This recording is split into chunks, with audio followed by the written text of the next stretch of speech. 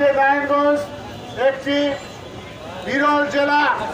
এই জেলায় আজকে দেখেন এই আমাদের এই শহীদ মিনারে আমাদের বিএনপির আজকের এই সমাবেশ হচ্ছে। কিছুক্ষণ পরেই আমাদের ইসলামী আন্দোলন নারায়ণগঞ্জের সমাবেশ হবে। আমরা সবাই নারায়ণগঞ্জের সহ অবস্থান করতে চাই। আমরা এই নারায়ণগঞ্জকে পূর্বে যে গডফাদারের জেলা, সন্ত্রাসের জেলা, সেই জেলা থেকে আমরা উদ্ধার করে এই নারায়ণগঞ্জকে একটি সুখী সমৃদ্ধশালী শান্তির নারায়ণগঞ্জ হিসাবে করতে চাই। আমরা নারায়ণগঞ্জের মানুষ সবাই ঐক্যবদ্ধ।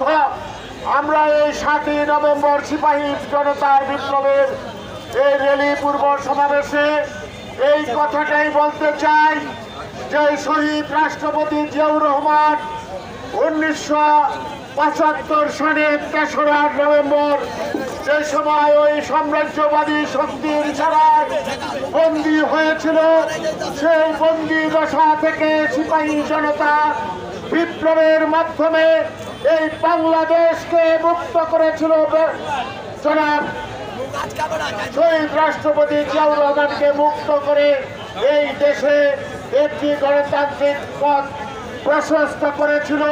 সেই গণতান্ত্রিক পথকে প্রশস্ত করার জন্য আপনারা দেখেছেন যে এই দেশে শহীদ রাষ্ট্রপতি জিয়াউর রহমান বহুদলীয় গণতন্ত্র চালু করেছিল, সংবাদপত্রের স্বাধীনতা চালু করেছিল, 19 দফা কর্মসূচির মাধ্যমে এই বাংলাদেশকে একটি সুখী সমৃদ্ধশালী বাংলাদেশ হিসাবে গড়ে তোলার যে যে স্বপ্ন নিয়ে এই দেশকে পরিচালিত করেছিল, সেই স্বপ্নকে 1981 সালে কালুঘাট সেই চট্টগ্রাম সার্কিট হাউসে তাকে হত্যার মাধ্যমে পরিসমাপ্তি ঘটানো হয়।